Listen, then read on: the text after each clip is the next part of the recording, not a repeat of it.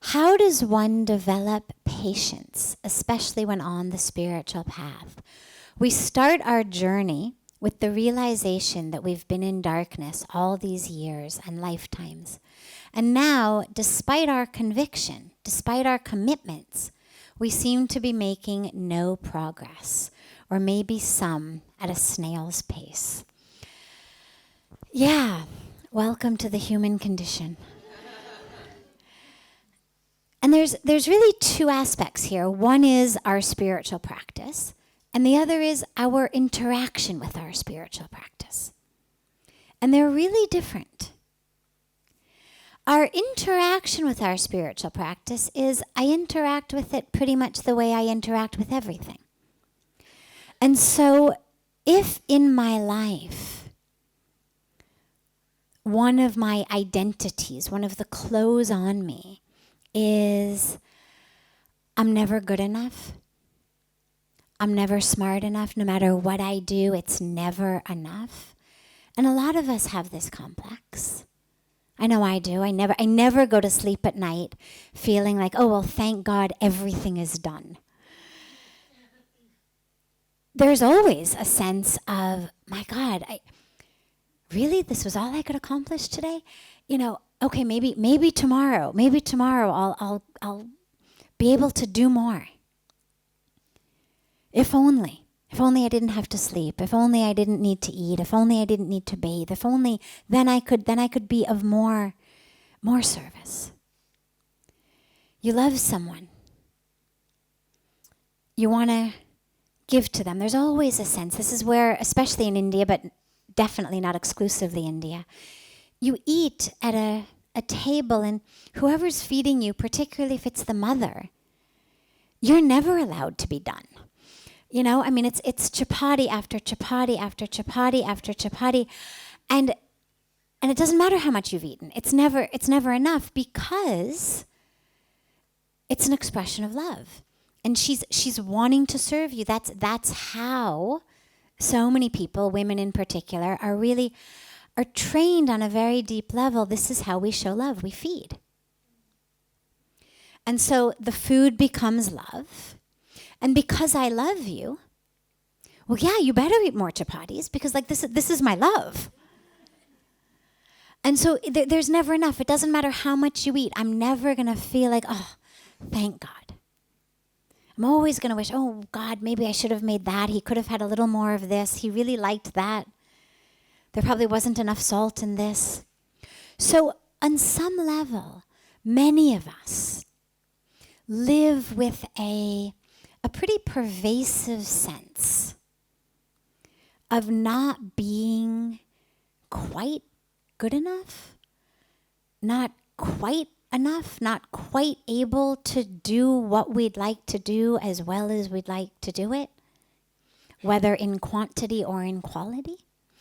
And so, since that's how we interact with the world, our spiritual practice is part of our world. And so you embark on a spiritual path, and yeah, I'm not moving fast enough. It's not happening fast enough. And interestingly, if you've actually been graced and blessed with a very profound spiritual experience, you can't get back there. You can't get back there quickly enough. You can't make it last long enough.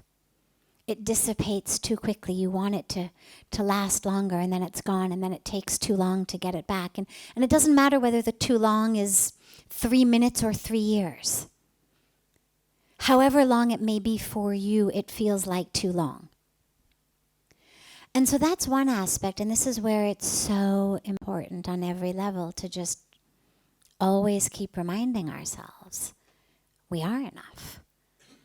And whether it's in doing our work or feeding our loved ones or doing our spiritual practice, whatever it is, wherever it is, as long as we're sincere about it.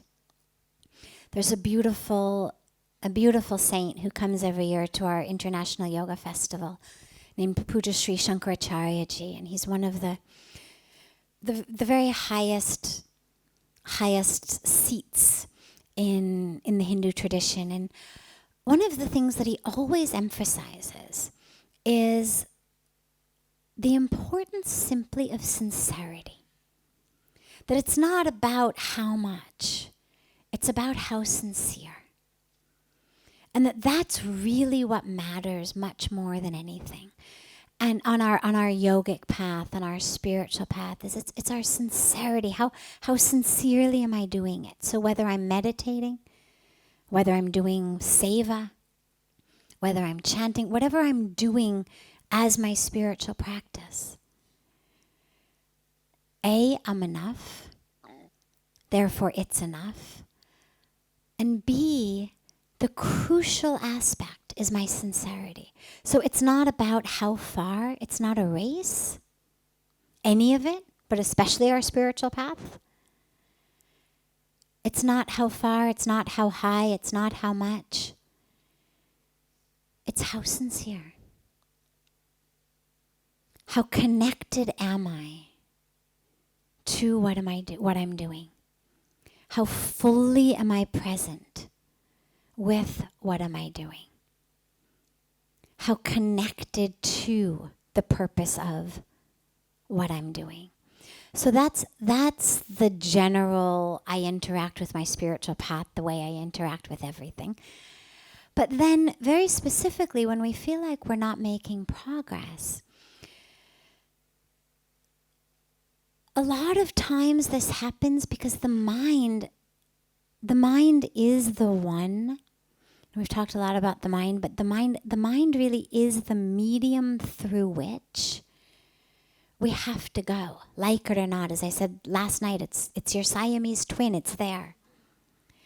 And so even if it's a state of expanded consciousness, a state of samadhi, I'm experiencing it through my mind. If you removed my brain, I would not have that experience. If you put me into one of those machines with, different areas of my brain being stimulated by probes, I would be having a completely different experience. If you gave me drugs, chemicals that altered my brain, I would be having a completely different experience. So while our enlightenment, our consciousness, certainly does not live in our brain or mind, that's the medium through which we experience it.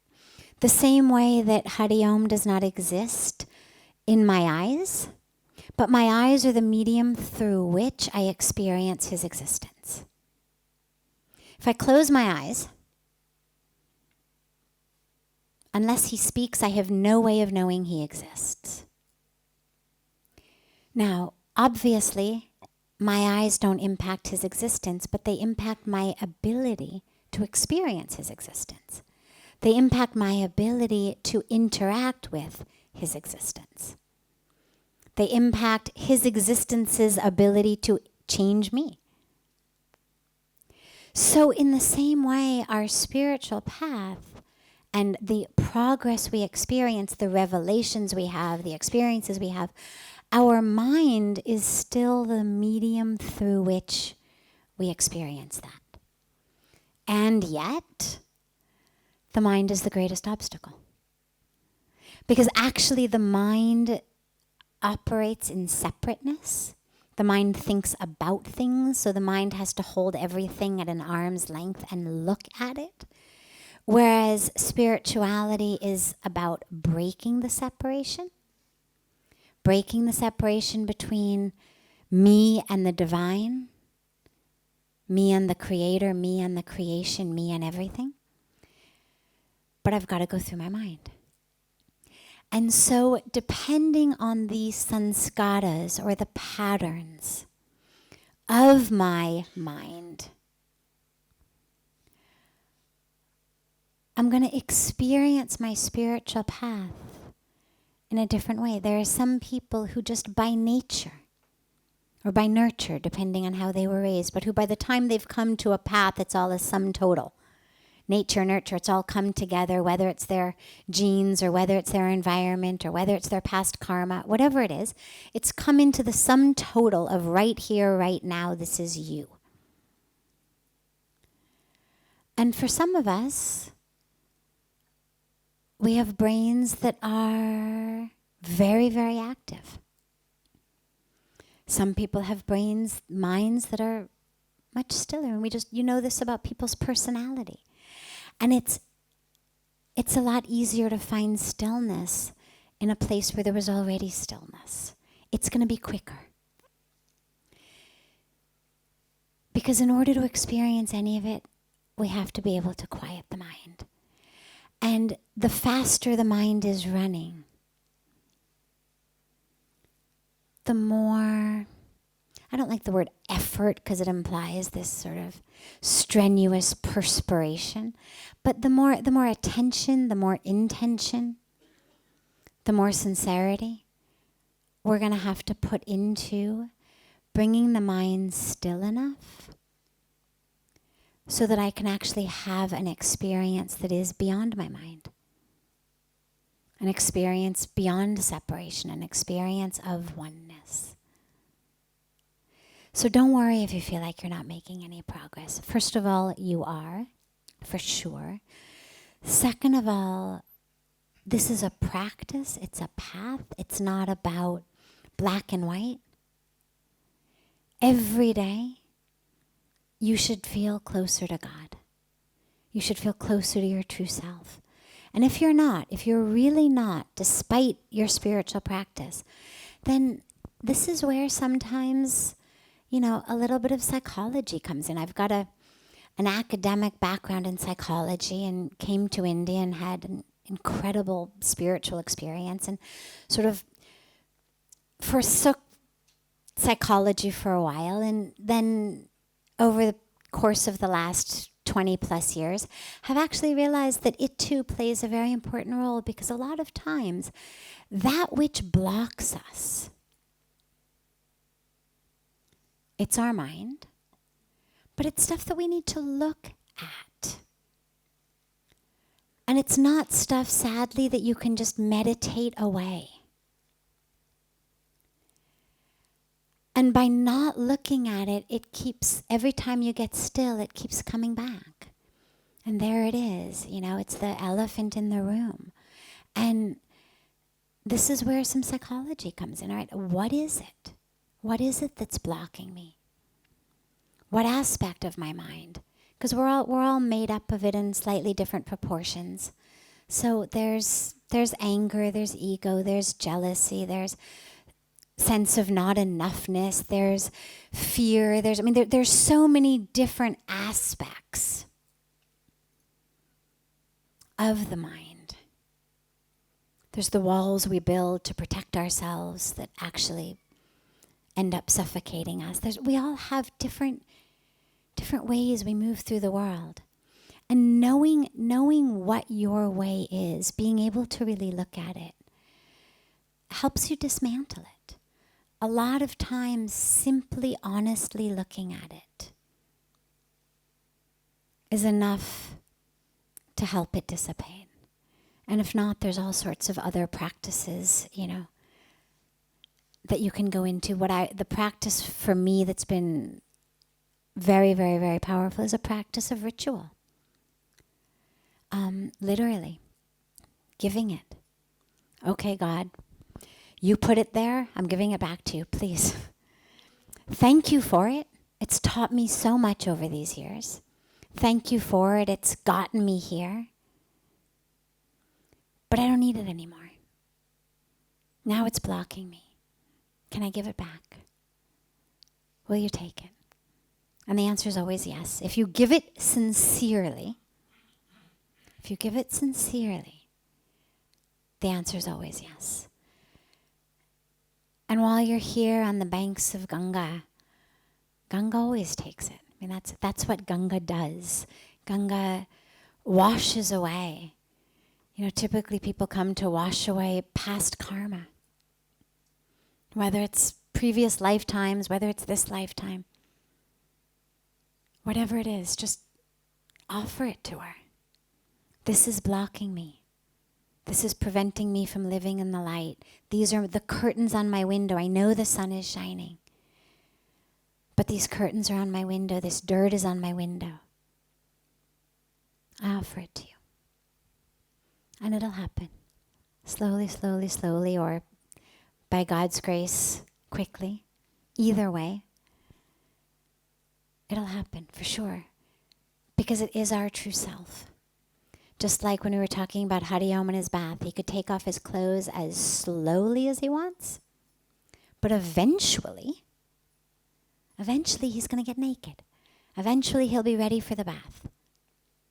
And so don't worry about how long it takes you to get them off. As long as you're moving in the right direction, you're going to get there.